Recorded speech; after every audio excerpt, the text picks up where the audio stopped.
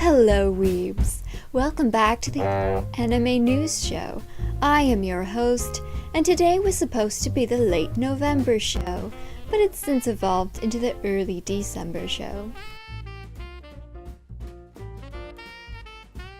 It has come to my attention that I spent way too much time, as Janet put it, roasting new series, so I will promise to refrain from doing it again. Instead, I'll spend my time giving out more factual details for new shows. Much more details.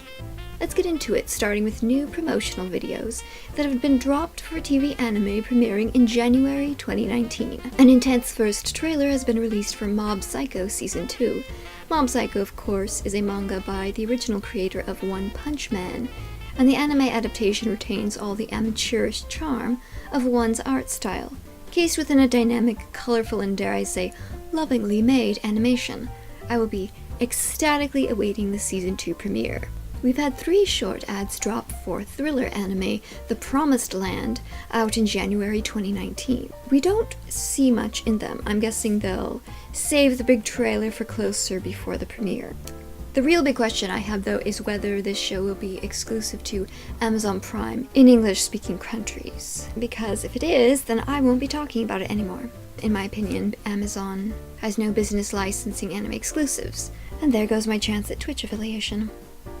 The first preview dropped for Meiji Tokyo Renka, which will be Winter 2019's Otome game anime. I keep holding out hope that I will find another Otome anime I'll like. For those who aren't familiar with the lingo, an Otome game is typically a visual novel harem dating sim intended for female players.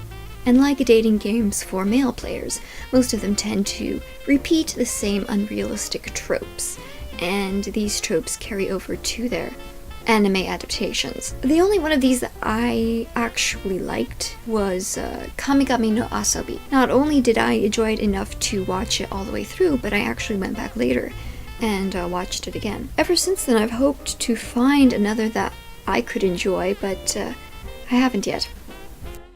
For people who are fans of the genre, this show is about a girl who participates in a magic show, except real magic happens, and she gets sent back to the Meiji era. I like that the promo image only shows 2 boys, but there's a lot more in the preview. Hopefully it doesn't try to divide its time between too many characters, and there's actually a plot. Go Hands is gearing up to launch a new franchise this January, which is probably why they didn't put too much effort into the K7 Stories films. That being said, I'm glad they made them, since they're adapting K-Project's side story novels and manga, which probably nobody's ever going to license. So this at least gives me a way to know the plot from those stories. And by the way, if you're in North America, you can watch the movies legally on Tubi TV, which nobody seems to mention anywhere. Anyway, this new show is called Wiz. Wasn't that the name of the little rabbity thing in DN Angel? It says and shows in the preview that it is about a DJ, but it also seems to be yet another urban fantasy. Honestly, I've been a bit turned off at new attempts at fantasy from Go Hands ever since Handshakers. Oh no, you're right. I didn't watch Handshakers. The trailer for it was so bad, it honestly traumatized me, and I never actually saw it. Personally, I don't have particularly high hopes for Wiz, and maybe going in with low expectations will be what makes me enjoy it. Also, why do all the guys in here look the same? In the middle, we've got the same character twice. But some of the other characters, if they're not all twins and clones, then I'm very disappointed in the character designs for this show. We've got 2 guys with scruff, we've got 2 brunettes with identical eyes, and then, sorry, you're right, I'm trying to roaster the poster, and I promised I wouldn't do that anymore.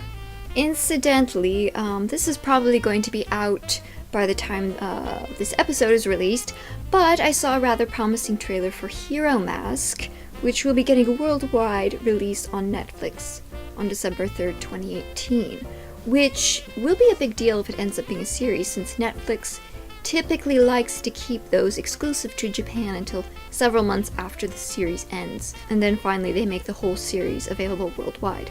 Also, it looks a lot better than a lot of the exclusive anime Netflix has been getting recently, so I look forward to trying it.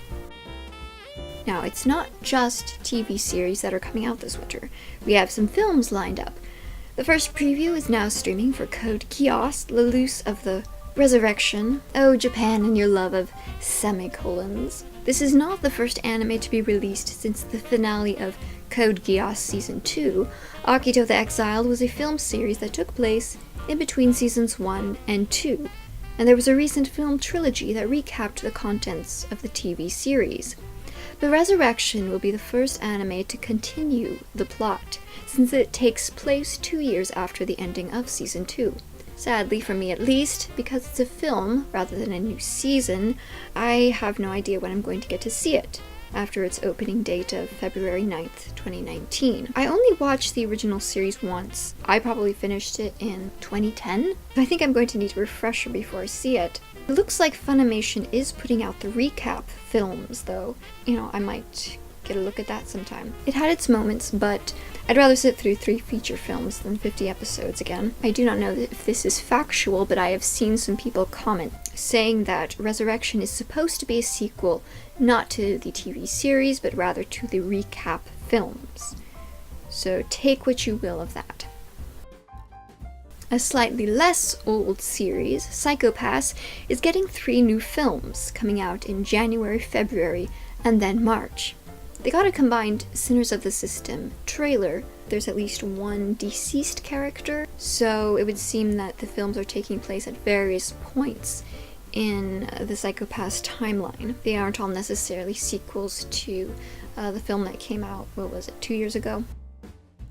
Normally, I would like to wait until we're imminently close to the premiere date before talking about a show, but there's an April 2019 series that has some trailers that have left me feeling a bit confused, which is probably intentional, as director Kunihiko Ikuhara is the brains behind bizarre titles such as Revolutionary Girl Utena and Penguin Drum. The video in the trailers for Sarazan Mai has been, I guess I would describe it as augmented reality. Animated characters are set in video footage of actual locations. So that begs the question, is this going to be a traditional anime, or are they going to use video of actual locations in place of a traditional drawn background? Well, if they wanted people to talk about it, it's working. Now, a show that has confirmed that it combines both animation and the real world is Dimension High School, which will apparently flip between live action and animated as characters travel to and from a fantasy world. And I won't say anything more about it until I can see a full preview. Lastly, a full trailer has dropped for Kabukicho Sherlock, which, as you might guess, is some sort of modern Japanese remake of Sherlock Holmes.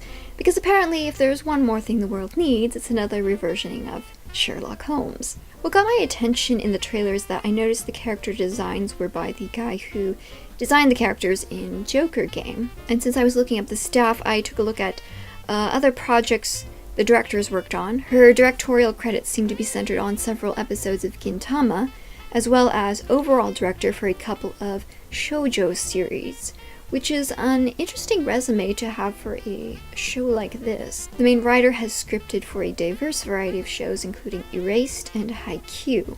So, with that combination of staff, I'm very curious to see how this turns out in its premiere at an unspecified date in 2019.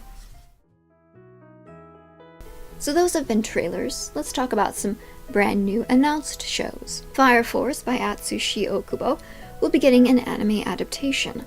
I've been wanting to read the manga, but I just haven't gotten around to it yet. The synopsis says that it's a firefighting series with a supernatural twist.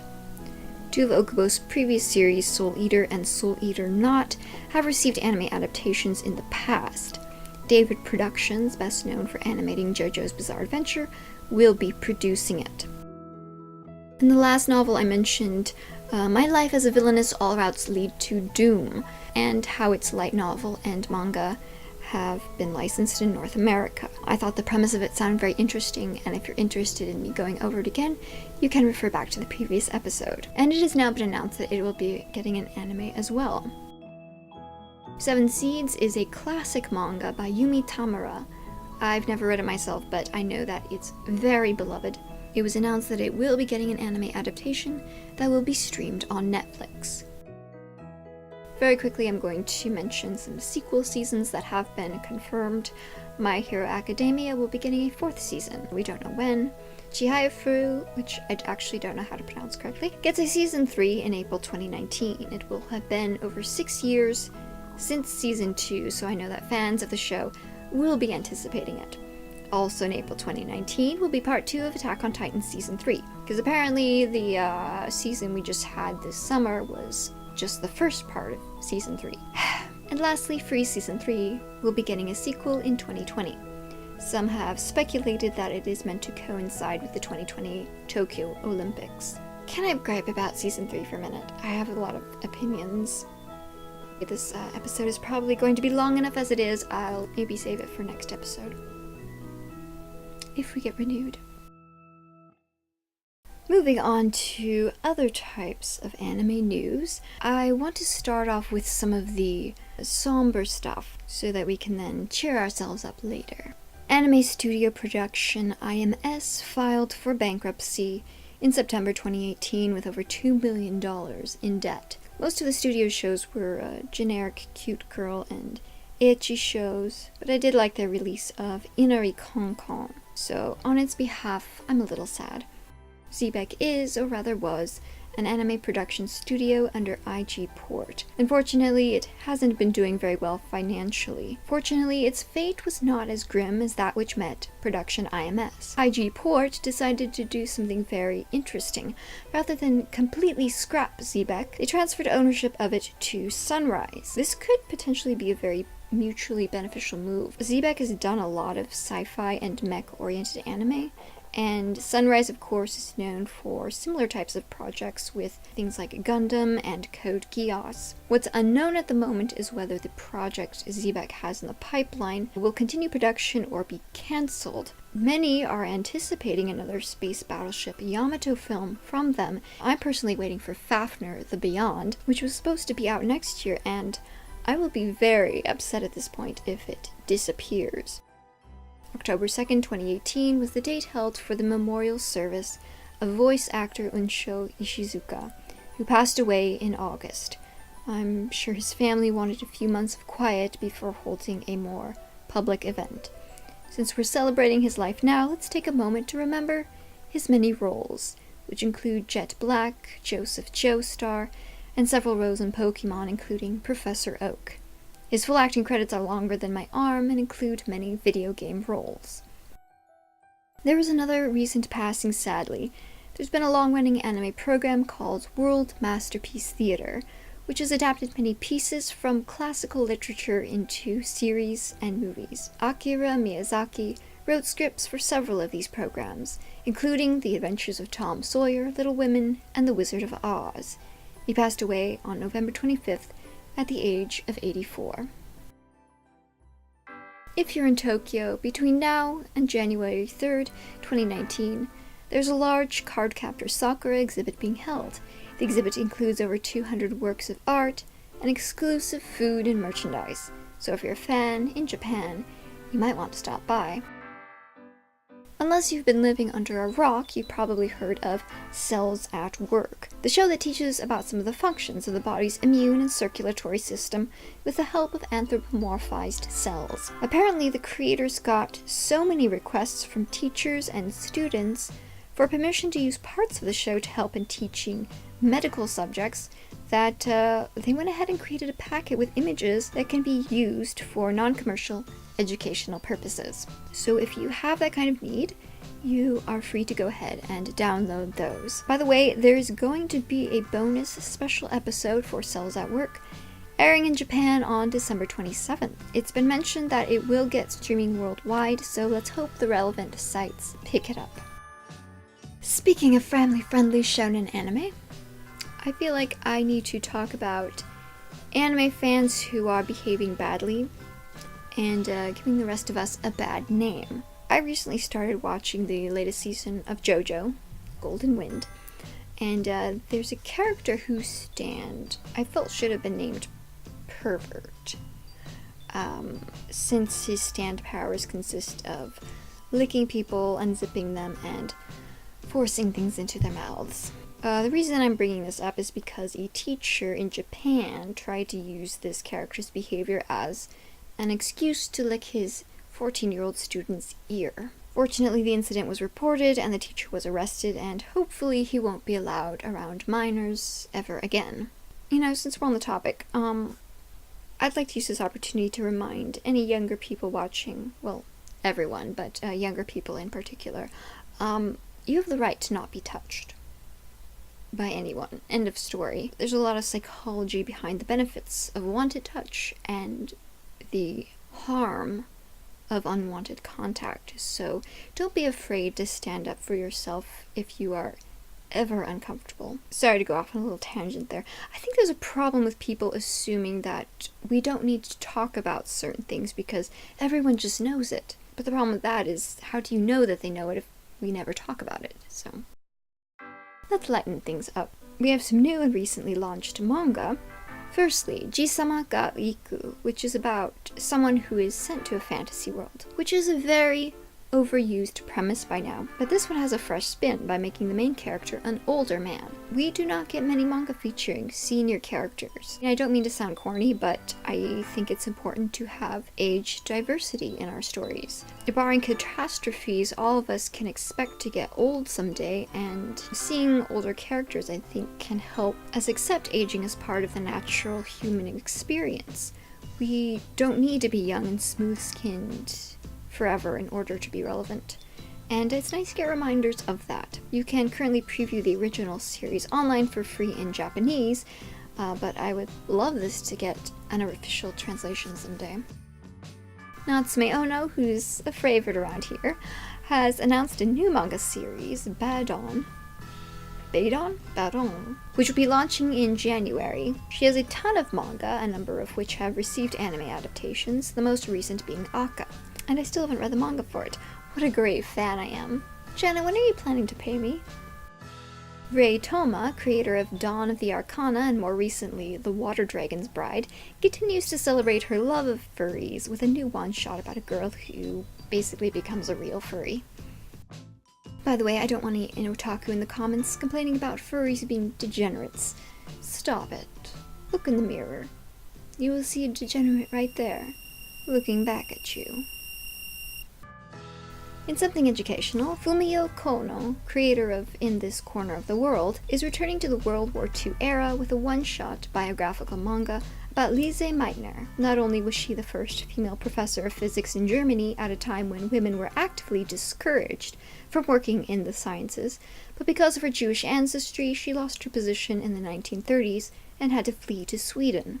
Her scientific contributions to the understanding of nuclear fission were later used to create the atom bombs that were dropped over Japan, which is ironically an important part of In This Corner of the World. It makes me wonder if Kono's previous research on the A-bombs is what inspired her to cover Meitner. We have some series that are resuming publication after being put on hiatus. That's always fun. It's always disappointing when a series goes on pause and you don't know if or when it will ever be resumed. Kimitsu Boku by Kiichi Hota paused serialization in 2015 and will resume this month. I saw a little of the anime back when it first came out. From what I remember, it's basically a very laid-back, very pastel version of daily lives of high school boys. I should try getting back into it now that life's stressful for me. I need to relax and there's not enough Tsurune, or Miss Beelzebub, which for anyone who's curious about my opinion on the shows I roasted in the last episode, my assessment of Miss Beelzebub is that it is 90% pure tooth-rotting fluff and 10% utter perversion. You have been warned. Fuyumi Soyo is resuming the manga Shizer after putting it on hiatus for several years. This is not the first manga about the historical person known as Shizer Borgia. Yu Higuri previously put out a very fanciful 12-volume series about him, which was only licensed through volume 10, and I am still sore about that. But this series by Soria was meant to be as historically accurate as possible, and she has been collaborating with scholar Moto Akihara to that end. Speaking of history, the original rough draft for Attack on Titan was released digitally for all to read. It was a submission to Weekly Shonen Jump, and when they rejected it, he took it to another publication. Humanity vs. Titan stars Titan Slayer Murakumo, who is a young girl named Tsubaki, beg him to teach her to fight the Titans too. I always like it when we get to see the early art of now established artists, because a lot of the time it's extremely rough and amateurish. And anyone out there who feels like their art is never going to get better, please just compare the old versus new art of these professionals. If they could improve with practice, then you can too. But just as every manga must on one day begin, so too all must one day end. Barakamon by Satsuki Yoshino is ending in December 2018. It originally launched in 2009. It's a series about the high-strung, spoiled calligrapher Honda, whose daddy forces him out to live in Hicktown, Japan, to make a man out of him.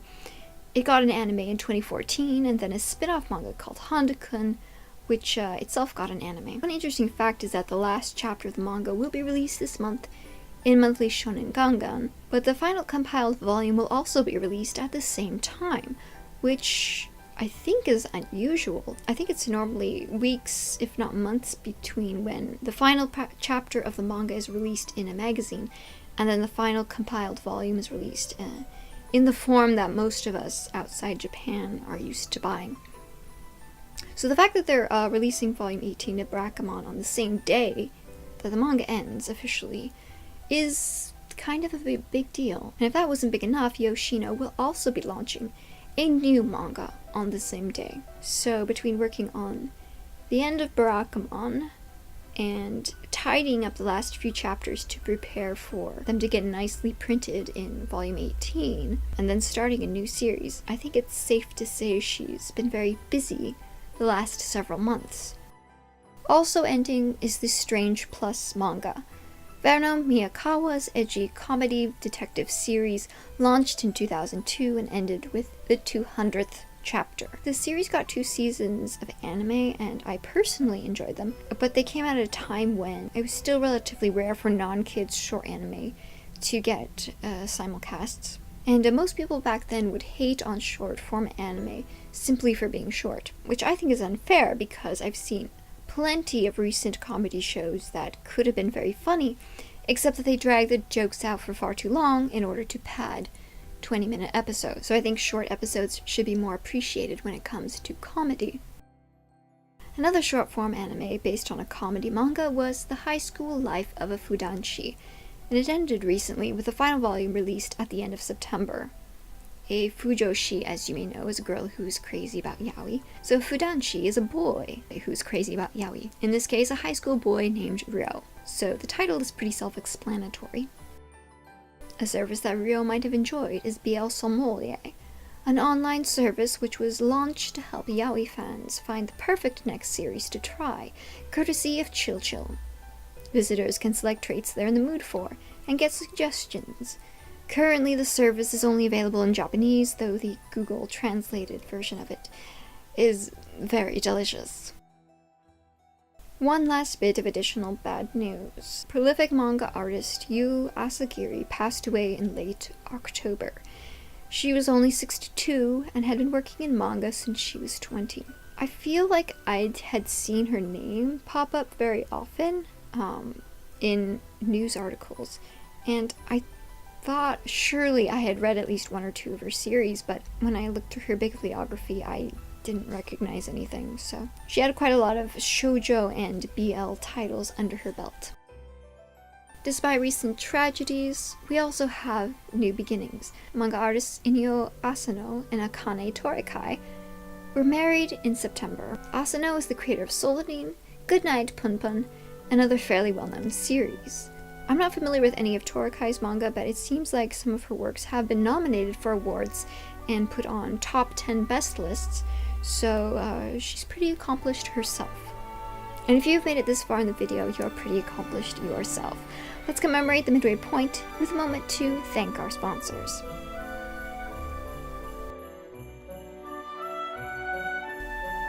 So I take it we don't actually have any sponsors yet, do we? There were enough art book releases that I decided to dedicate a whole portion of the show just to them. Art books are nice because, unlike manga, you don't have to be able to read Japanese in order to enjoy them. Innocent Rogue, a manga by Shinichi Sakamoto about the French Revolution, is getting a digital art book.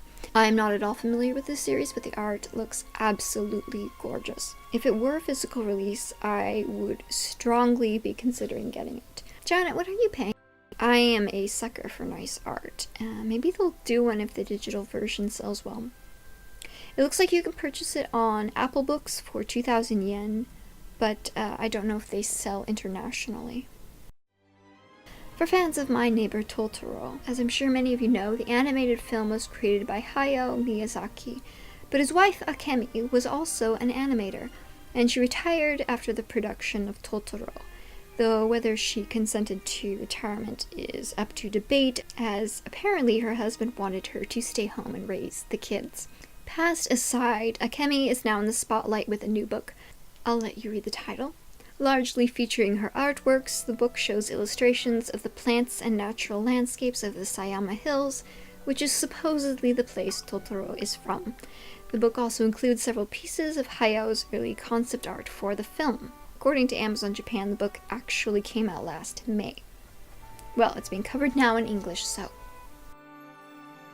While we're in the world of Totoro artists, there's a new collector's edition of Makiko Futaki's picture book of this name. The late animator's book was first released in 1989. This edition has the addition of some new materials. The story was inspired by looking for tree references while working on Totoro. Land of the Lustrous has had a lot of special editions with nice extras bundled with them. Volume 7, for instance, seems to have had a small art book included, with the whole thing priced at 4,000 yen. For those who want to collect art from the manga for a little bit less, Volume 9, which was just released, is including a collection of 26 illustrations. They're not the most amazing, but for 2,200 yen for the whole bundle, it's not terrible.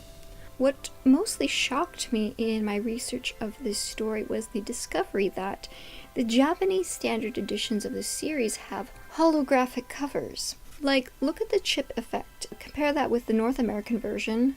It's nothing like that. I went and found someone who confirmed that they are indeed sparkly, and I feel a little cheated.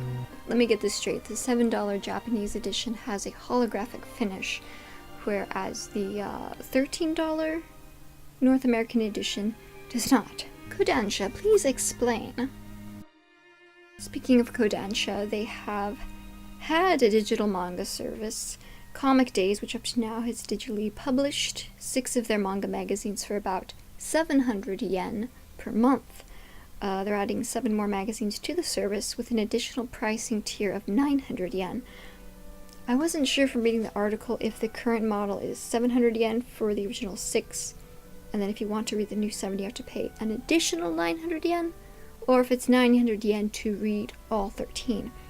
Either way, if you're familiar with print manga magazine pricing, then you're basically getting 6 or more volumes for the cost of 1. It's interesting how the anime and manga industries are basically flip-flopped between Japan and the US. Here we pioneered free and low-cost digital anime streaming, and they're currently pioneering free and low-cost manga streaming.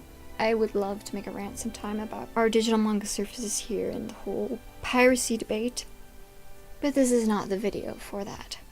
That wasn't an art book, but I wanted to take advantage of the segue. Game illustrator Ryo Fujiwara will be releasing 2 art books at the same time. From the descriptions, it looks like between the 2 they will have art from A3, Dynamic Chord, Hakuoki, Fate Grand Order, and some novel or other. I'm not really into the Japanese game scene, so I'm not familiar with those projects, but her art looks very nice. I'm a little familiar though with Haruko Kumota, creator of Showa Genroku Rakugo Shinju, also known as Descending Stories. She will be getting an art book of sorts. I'm not completely sure what it is because all the articles I found about it were in Japanese, which I cannot read, but it looks like a book version of a gallery exhibit. It's supposedly exclusively about Kumota's BL stories, so I can't say whether Showa Genroku fans will see anything familiar. Now let's cover some non-book merchandise. Next year, 2019, is the setting for the classic anime film Akira. The manga setting is much later, but anyway. The artwork from the Akira manga was used for a gigantic 2019 calendar measuring roughly 1 by 1.5 meters. 2100 calendars were available for purchase for just one day in October, so it's unlikely you'll be able to get one for yourself, unless you can find one on an auction site for much more than the original price of 13,000 yen, I'm sure.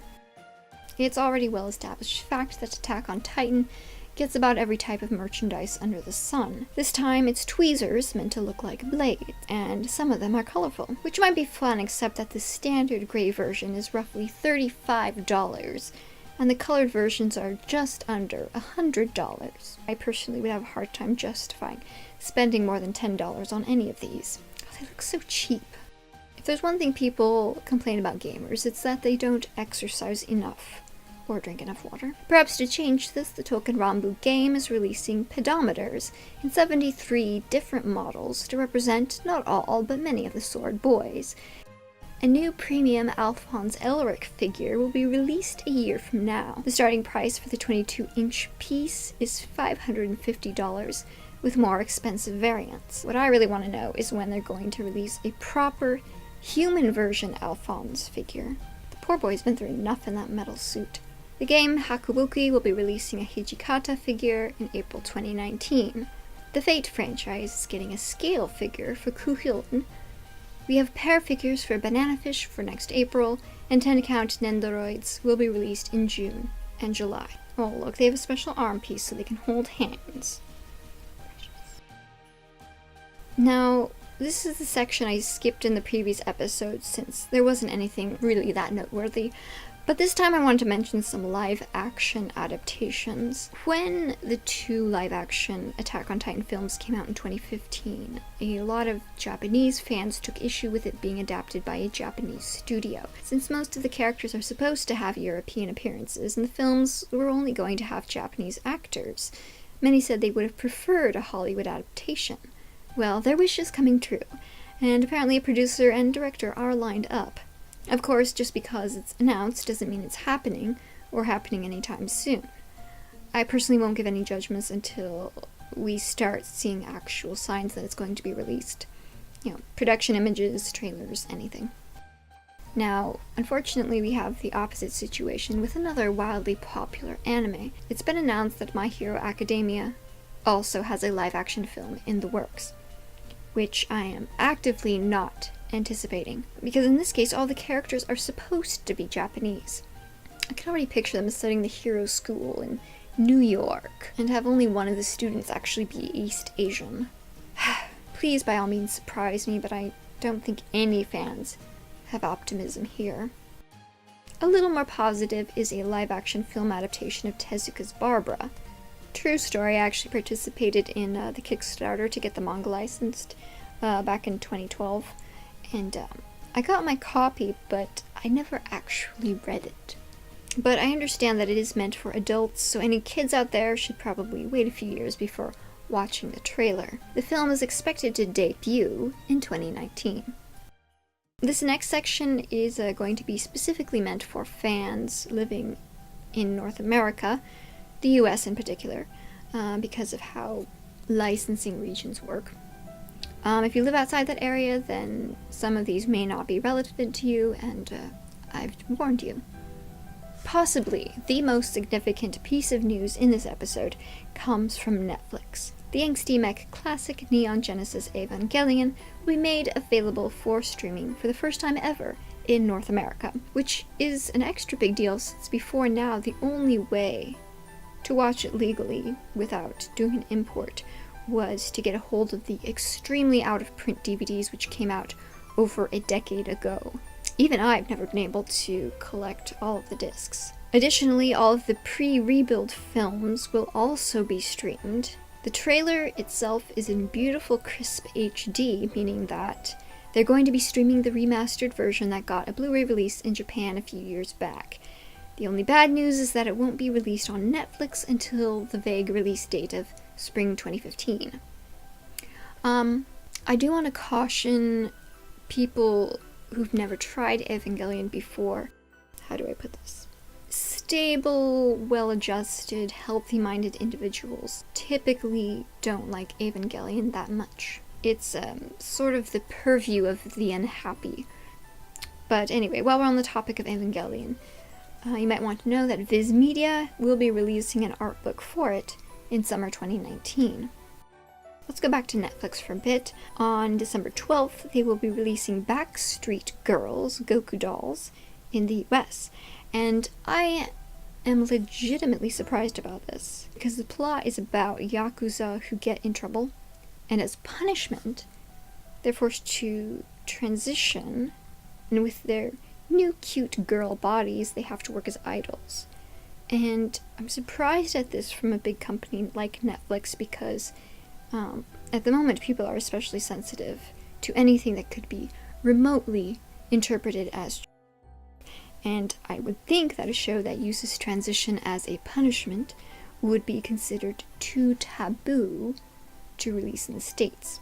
Unless they're hoping to court publicity through controversy, which is very possible because, for instance, I would have never heard of Insatiable if there weren't people yelling about it being fat-phobic. I didn't watch it because high school shows are bleh. But it got on my radar, which wouldn't have happened. By the way, please, no discourse in the comments. I have to see the same comments copy-pasted over and over again about the phobics and the snowflakes on every other YouTube video, and I don't think Janet wants to have to start screening comments. Leave your discourse to Twitter and Tumblr, please. But for more Netflix anime, there was one summer anime I really wanted to watch, Sirius the Jaeger, and it seemed like nobody licensed it, which was very disappointing. But apparently Netflix actually licensed it, and it will be available for the US at least on December 21st. Also, there will be Baki on December 18th, High Score Girl on December 24th, and there will be Season 2 of Last Hope.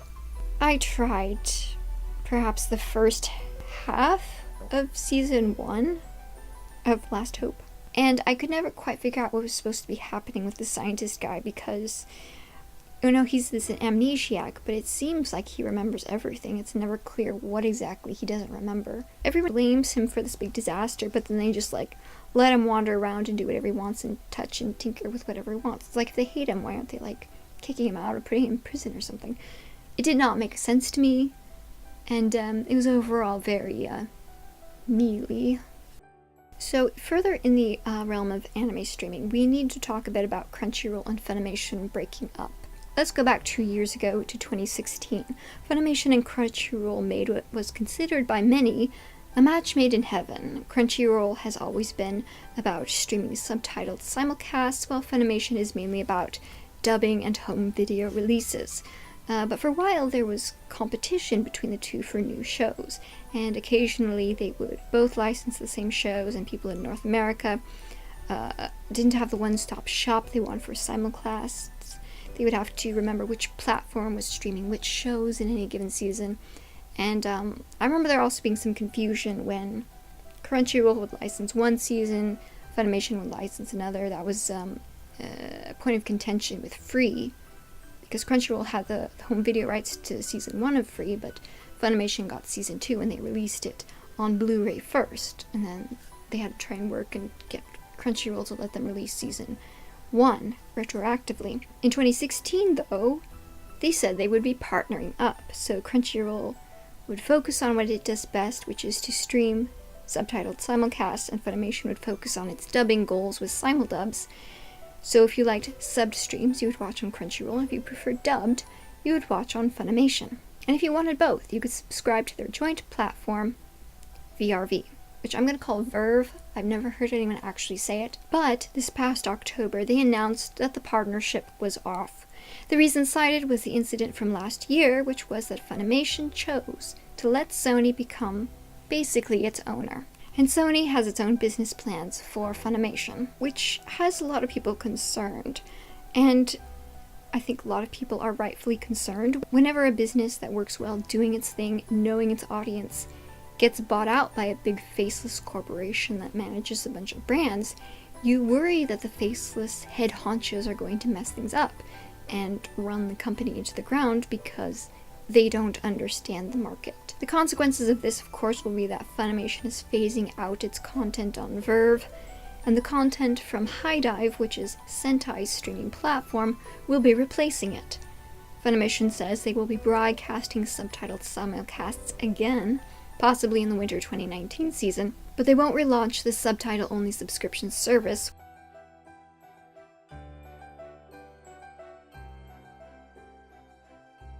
Subtitled series that had streamed on Crunchyroll as a result of the partnership have been removed, including Psycho Pass, Cowboy Bebop, Blood Blockade Battlefront Season 1, and more.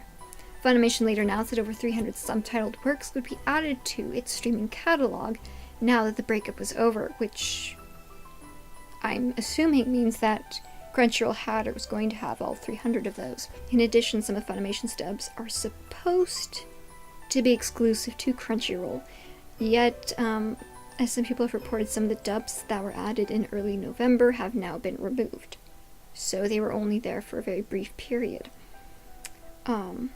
So things are very confusing at the moment for a lot of people, and there's a lot of concerns that this is only the beginning of further and more fan-unfriendly changes from Funimation in the future. Of course, Crunchyroll is owned by, I think is it AT&T now? It isn't immune from critique either when it comes to new ventures.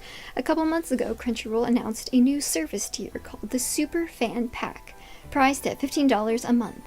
They modified it a few weeks ago, removing the J-novel as a partner, which is disappointing because that would have been a service I would have legitimately been interested in trying. And instead, the current offerings are access to the anime music streaming service AniUta, Utomik, which looks like a visual novel game platform, potential discounts on Right Stuff, access to Verve, and free shipping in the Crunchyroll store. Honestly, it doesn't look like a bad deal if you want to access Crunchyroll and Sentai's catalogs, and you like to stream anime music and play visual novels and get free shipping in the Crunchyroll store. Did you know that they charge $9 to domestically ship a t-shirt from the Crunchyroll store? Yeah. As you might have guessed, in this case, this is another instance of, if it sounds too good to be true. The bad news is that this tier is only available to people who've never, ever subscribed to a paid tier on Crunchyroll before. So if you've ever bought premium streaming, then you're out cold. See, that's the one thing I don't get about a lot of these services. You'd think they would want to provide perks to people who have financially supported them, to show that they reward loyalty, but instead they only want to offer perks to new customers. You know, this is such a prevalent practice that a lot of the times I do not bother registering for online shops or services specifically because I want to wait until there's a time when there's a really, really good introductory deal for first-time shoppers. See, I've learned. Moving from streaming, we have some theatrical screenings in January. A Silent Voice will be getting an encore. I went to the original subtitled theatrical run. Subtitled screenings will be on the 15th, with dubbed screenings on the 17th. The film adapts the manga by Yoshitoki Oima, with beautiful animation by KyoAni, and covers challenging topics like bullying, mental illness, and disabilities. Hello, this is your host from the future. My voice gave out in the last video recording session, so I'm having to finish this the next day. Also, this gives me the chance to wear the glasses I bought specially for this episode, which I forgot to wear yesterday. Modest Heroes Volume 1, which is a collection of 3 anime shorts, will be getting a wide US theatrical release. January 10th will be the dubbed screenings, while on January 12th, screenings will be subbed. All 3 shorts are 15 minutes long, so I assume the screenings will be 45 minutes in all. They all look very family friendly, so this might be a good one to bring the kids who don't like sitting in a theater for too long. All the shorts have different directors, but they're all made at Studio Ponok, whose big project to date has been Mary and the Witch's Flower. Given that a lot of their staff used to work at Ghibli, they might see themselves as a competitor for animated family films.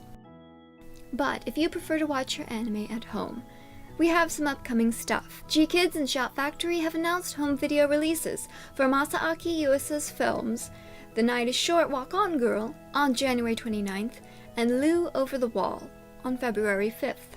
January 29th is the release of Part 1 of The Ancient Magus' Bride from Funimation, in both standard and limited editions. The 12-episode set will also include Those Awaiting a Star, which is the 3-episode OVA released before the TV series aired.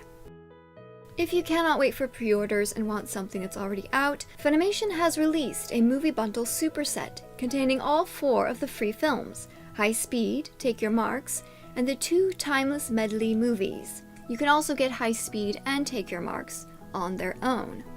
Janet, as you know, DVD and Blu-ray releases are usually from series that originally aired within the last 2, maybe 3 years. But we have a release for a show that aired a decade ago, Monochrome Factor. I have memories of this, albeit very shaky. I remember that I really got into the manga back when I was new to manga and didn't know that all the manga I was reading online was considered pirated. I don't remember the plot very well, but I do remember that I read the manga, I enjoyed it, I heard there was an anime, so I went to watch that, of course. And then I remember just being surprised that they made one of the anime characters super gay. They saw their opportunity to make a gay and they took it. He was always flirting with the main character, but not in a cute way. It was more so in the I want to sneak into your bed at night while you're sleeping kind of way, which was a little uncomfortable. Regardless, the anime is now available on DVD, so if you want some old school, tenuously accurate, possibly creepy anime adaptations of monster fighting series, there you go. Today we have a lesson in why you should buy stuff before its license expires. So there was a big commotion last year when it was announced that Funimation was not allowed to renew their likely lucrative license for season 1 of Black Butler. Aniplex had licensed it to them, but since Aniplex has been releasing discs themselves the last couple of years, they decided they wanted a shot at selling the popular series themselves. The thing is, though, they like to price gouge. Aniplex is now listing their own full first season box set for an MSRP of $190. So buy your anime from local licensees while you can before the owners take back the rights and charge triple the price. Also, a related topic, in connection to the Verve breakup, some people are concerned that now that Funimation is owned by Sony, who also owns Aniplex, Funimation might eventually be forced to start raising their own prices to bring them more on par with Aniplex, which would be stupid because most anime fans would not be willing to buy anime from the price point that Aniplex puts them at, but we've already established that big corporations don't always make smart decisions. Before we get to the book releases, I thought I would mention that Shinobi 7 has put out a My Hero Academia card game. I don't know their track record in games.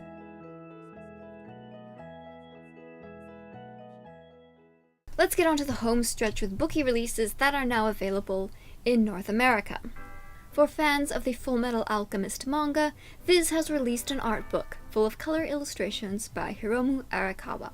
They've also released Volume 1 of Aoharu Ride, I think it's pronounced Ride, by Io Sakisaka. When I saw this licensed, I was surprised because I thought that surely it would have been licensed because it was very popular and it had an anime, which was licensed a couple years ago under the name Blue Spring Ride. Volume 1 of Mob Psycho 100 is now out. As mentioned earlier, Season 2 of the anime will premiere soon, but you can sate your appetite until then with the original manga by 1. We also have Volume 1 of Satoko and Nada by Yuba Chika, which is about a Japanese woman and a Saudi Arabian woman who are roommates in America. And this one looks like a cross-cultural slice-of-life series. We also have Apple Sims by Tsutomu Nihei. Apple Sims seems to be a reference to Nihei's earlier Knights of Sidonia, as it was the name of the Sidonia's sister ship. Nihei always has cool art, so I look forward to checking it out.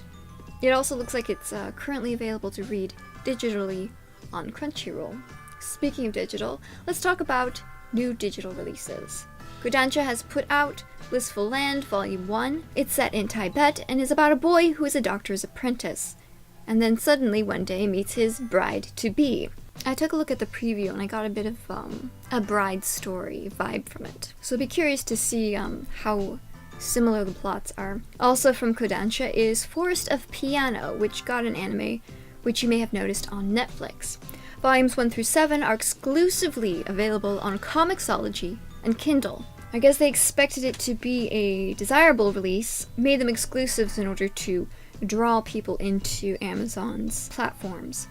Crunchyroll has announced that they licensed the rom-com manga Lofty Flower Fall For Me by Ayano Natsume, and they have actually put their first volume up on their manga reader, which I applaud since Crunchyroll doesn't always post the things that they say they'll post.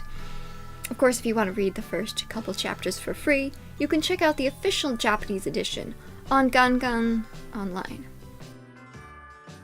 So the news article that I read says that these weren't supposed to be released until December, but I see them available already now in November. You can now buy 2 of J Novel's light novels as ebooks on various platforms. Volume 1 of My Next Life as a Villainess, All Routes Lead to Doom, also known by the shortened named Bakarina, which I know I've been shilling a lot since I really want to read it. But not only that, they've also released Volume 1 of Apparently It's My Fault That My Husband Has the Head of a Beast. This looks like a romance series for people who want a slightly spicier version of Beauty and the Beast. I will be passing on this one, but like I said, the first one I still really want to try. Do you like mysteries, such as Why is Jenna not paying? Today I have the case of the missing digital release. A while back there was an English version of an official digital manga site called Comic Xenon. They posted a couple of free chapters of a couple of series to their website. I read some of them, and probably my favorite was Arte by Kei Okubo. I hope I'm saying that correctly. I didn't actually do research to check the pronunciation, but Arte is about a young woman who wants to become a professional artist in Renaissance Italy, at a time when to be an artist you had to first get an apprenticeship, and to get an apprenticeship you had to be a man. So the story is about her overcoming obstacles to learn the crafts of fine art back in the old times. Anyway, I enjoyed it, and I was excited to see an announcement on ANN that the first volume got an ebook release. And since I couldn't find the English version of Comic Xenon anymore, I'm assuming that they're now moving on to actual releases as opposed to just distributing stuff for free. But here's where the mystery comes in. Sometime between the announcement and today, the manga has disappeared. You can find various places through Google where the English edition was for sale, but when you click through to any of the links, you get an error page. So I don't know what happened. If it was actually supposed to be released later, maybe there was a translation or typesetting error, and this leads to the question of will it be back at some point? It seems it was published and then it disappeared. Like I said, from what I saw of it, it was a good series that I enjoyed, and I hope people will keep their eyes open for it because I think it's worth checking out. I do have to wonder though if anyone bought it. And if they did buy it, can they still access it? And if they can't, did they get a refund? That's one of the dangers of buying manga that you aren't allowed to keep the original file for, such as, a PDF, because most of the time you're just buying a license to view it. And you can only view it for as long as the web service that's hosting it is allowed to host it. Which could be years, but in this case was perhaps only a few weeks or days. This is not the release of a book, but rather the release of a service. Ego Manga, which is a digital provider for comics and short animations from various places, has created their own platform with an iOS and Android app, Comic Climax. Supposedly they have some Japanese manga in their collection. Their catalog looks like this. Can you spot the manga? I'm guessing this new app is the normie version of their VR app, Comics VR, which lets you read comics in an immersive VR environment. I don't have a VR headset, so I can't try that out. And since I don't have a device that runs a modern operating system, I really can't use the Climax app either, so someone else is going to have to test it out to see if it works. Personally, I'm really tired of companies that only make their stuff available on a mobile app. Yes, I'd love to take a magnifying glass with me so I could read this series on my phone screen that's smaller than my hand.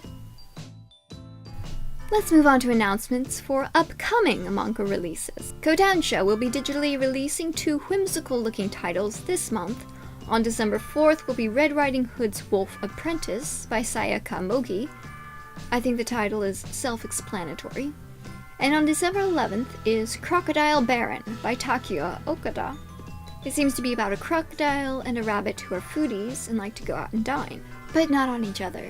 Kodansha has also announced Fate Grand Order Mortalis Stella, which I'm a little interested in since it was serialized in Comic Zero Sum, and I like a lot of the stuff they've published in there.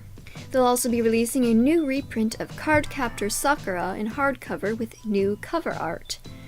And anyone who collects all 9 volumes will apparently get something. And there's going to be a collector's edition box set for Princess Jellyfish out in summer 2019, which I hope is ridiculously expensive, so I'm not tempted to buy it. I've already collected the first 5 volumes, and I don't want to feel like I'm missing out just because I bought most of the volumes early and can't afford to double dip. What was I just saying yesterday about companies punishing people for being early supporters of them? Viz has announced a couple of new manga which will be launching in summer 2019. My Hero Academia Smash, which seems to be a 4-panel gag spin-off from My Hero Academia. Komi Can't Communicate, which seems to be a high school drama. I don't know anything about it, but a lot of people are very excited about the license. More people than can read the original Japanese version of the manga, I'm sure. And Beastars. We're back in furry territory, but it's won a couple of awards in Japan. Lastly, we have Daytime Shooting Star by Mika Yamamori. I'm not personally familiar with it, but it looks like it has a lot of fans as well. A while back, Dark Horse released Go Tanabe's manga, The Hound and Other Stories, which was based on H.P. Lovecraft's fiction. Now they've announced the licensing of Tanabe's At the Mountains of Madness, which of course is also based on Lovecraft. The series will clock in at over 600 pages, bound in 2 volumes, the first of which will be released in June 2019. Well, I think that's a good place to end announcements. One last little nugget that might be appreciated by anyone who has had the tenacity to stick around this long. For people who are curious about the business side of anime, there's a new industry magazine, Anime BizScience. BizScience. You can read it free online, and though I haven't had time, surprise, surprise, to read it, I did skim it, and the issue features articles on licensing money, where most of that comes from, namely China, the impact Netflix may have had, and what media license owners can manage and make earnings off of. Please give it a skim and let us know if there's anything interesting that you found. Well, this has been a very long episode. Let's just call it the Christmas special, so it looks like a feature rather than a flaw. I want to thank anyone who is still here. Stick around for bloopers at the end. And if you're interested in any of the stories I mentioned and want to know more, there should be a link in the description that will take you to a full list of links to all the articles and sources I used as references while preparing the stories for today. Despite all the work I put into my research, I have to give the authors of the article most of the credit, since this video would not even exist without their hard work. So feel free to give them some love. This has been your host, this is Adieu, and hopefully I will see you in the new year, 2019. Give this video a like to get the show renewed, and goodbye.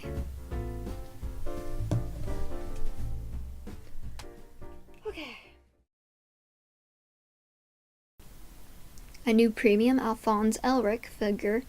A new premium Alphonse Elric. Alphonse Elric. A new premium Alphonse Elric figure. Alphonse Elric figure. Alphonse Elric figure. Moving from streaming, we have some theatrical Moving from streaming, we have some theatrical Moving from streaming, we have some theatrical screenings in January. Let's get into it, starting with new promotional videos that have dropped for TV anime premiering. Not only did I enjoy it enough, Her scientific contributions to the understanding of nuclear fission. I'd love to make a rant. 2100 calendars were available. I think it's safe to say she's.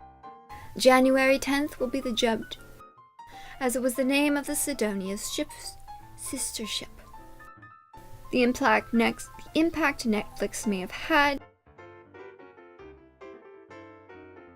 The video and the trailers for Sarah Zanamai.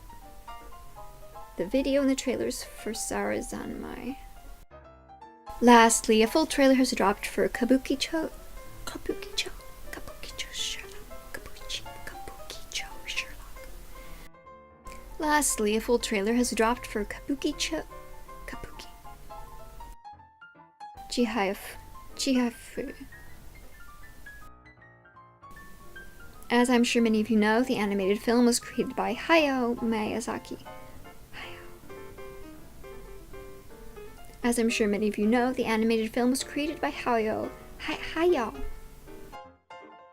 Past aside, Akemi is now in the spotlight with a new book, Totoro no Umeta. I'll let you read the title. While we're in the world of Totoro artists, there's a new collector's edition of Makiko Futaki's. G-Kids and Shout Factory have announced home video releases for Masaaki Uesa's.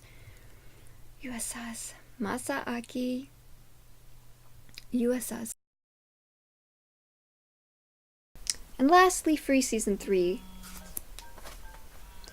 Thank you.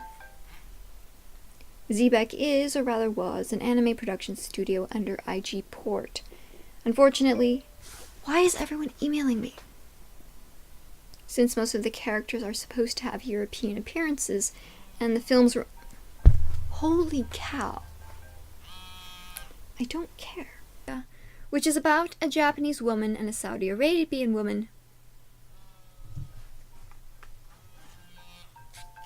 File for, such as, PDF. What the heck? Shut up! Why you have to come now?